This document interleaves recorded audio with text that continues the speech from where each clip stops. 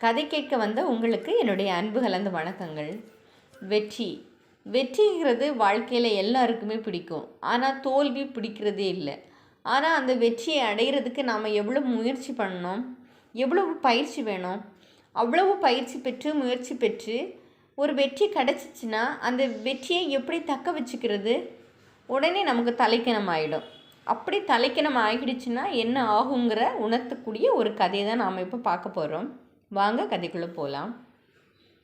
பெரும் செல்வந்தர் ஒருவர் இருந்தார். அவரிடம் குதிரை பண்ணை இருந்தது. அதில் உள்ள குதிரைகளுக்கு தினமும் பயிற்சி கொடுத்து பல்வேறு ஊர்களில் நடக்கும் போட்டிகளுக்கு அனுப்பி வைப்பார் அவர். பயிற்சி கொடுப்பதற்கு ஆட்களும் அவரிடம் இருந்தன. அவர்களும் குதிரைகளுக்கு சத்தான உணவுகளை கொடுத்து காலை மாலை என இரு வேளையிலும் குதிரைகளை ஓட விடுவார்கள். அந்த குதிரைகளில் ஒரு குதிரை மிகவும் கம்பீரமாக இருக்கும். எல்லா போட்டிகளிலும் முதல் பரிசை பெற்றுவிடும். அதனால் அந்த குதிரைக்கு எல்லோர் மத்தியிலும் மதிப்பு அதிகம். அன்று காலை ஒரு நாள் பயிற்சியாளர் வந்து அந்த குதிரையை பயிற்சிக்கு அழைத்தார். ஆனால் அது வராமல் படுத்து கொண்டே இருந்தது. சரி, இன்று ஒரு நாள் போகட்டும் என்று விட்டுவிட்டு மற்ற குதிரைகளை அழைத்து கொண்டு பயிற்சியாளர் சென்று விட்டார். மறுநாளும் இப்படியே அது முரண்டு பிடித்தது. குதிரைக்கு தான் எல்லா போட்டிகளிலும் வெற்றி பெறுகிறோம் என்ற ஒரு தலைக்கணம் வந்துவிட்டது.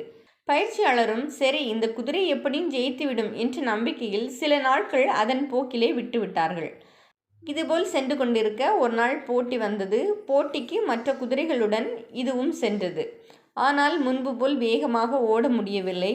போட்டியில் தோல்வியடைந்தது. எல்லோருக்கும் மிகவும் அதிர்ச்சியாக இருந்தது. தொடர்ந்து பல போட்டிகளில் தோல்வியே கிடைத்தது. எல்லோர் மத்தியிலும் அந்த குதிரைக்கு இருந்த மதிப்பு குறைந்தது. எனவே அந்த குதிரையை திட்ட ஆரம்பித்து விட்டார்கள். அடுத்தடுத்த போட்டிகளில் தோல்வியடைந்ததால் உரிமையாளர் அந்த குதிரையை விற்க முடிவு செய்து விட்டார்.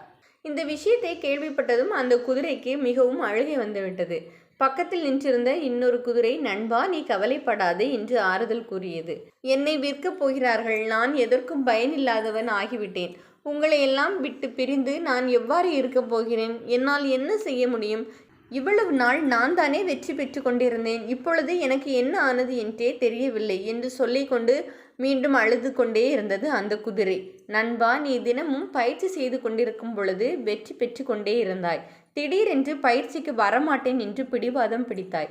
பயிற்சி தான் நம் செயலை சிறந்ததாக மாற்றும். உன் தோல்விக்கு காரணம் பயிற்சியை கைவிட்டதுதான். சிறப்பாக செயல்பட்டால் மட்டுமே இந்த உலகம் கொண்டாடி கொண்டிருக்கும். இதை நீ புரிந்து கொள். இப்போதும் ஒன்றும் பிரச்சனை இல்லை. இன்று முதல் நீ பயிற்சி செய்ய ஆரம்பித்தால் போதும் பழையபடி ஆகிவிடுவாய். உன் திறமையை காணும் உரிமையாளர் உன்னை விற்க மாட்டார் என்றது மற்றொரு குதிரை. நீ சொல்லுவது சரிதான். பயிற்சி இல்லாமல் வெற்றி பெற முடியும் என்று எண்ணிய முயற்சியும் பயிற்சியும் இல்லாமல் இருந்தது என் தவறுதான். இனி தினமும் பயிற்சிக்கு வருகிறேன் என்று கூறிக்கொண்டே நடக்க ஆரம்பித்தது அந்த பிடிவாத குதிரை. இதே போலதான் நம்மில் பலர் இருக்கிறோம். நமக்கு வெற்றி வேணும் கண்டிப்பாக. அதற்காக நம்ம கஷ்டப்பட்டு உழைப்போம். அப்புறம் வெற்றியும் கிடச்சிரும். ஆனால் அந்த வெற்றியை தக்க வச்சுக்கிறதுக்கு நம்ம முயலுவோம்னு கேட்டால் கண்டிப்பாக ஒரு பெரிய கொஸ்டின் மார்க் தான். உடனே அதே இடத்துல நின்றுடுவோம். அதுக்கப்புறம் நமக்கு அந்த வெற்றி திரும்ப கிடைக்குமா? திரும்ப அது தோல்வியில் தான் முடியும். அதனால ஒரு வெற்றி கிடைச்சா கூட நம்ம மேலும் மேலும் முயற்சி பண்ணிகிட்டே இருக்கணும். அப்போ தான் அந்த வெற்றியை தக்க வச்சுக்கவும் முடியும். மேலும் மேலும் பல வெற்றிகளை காண முடியும்.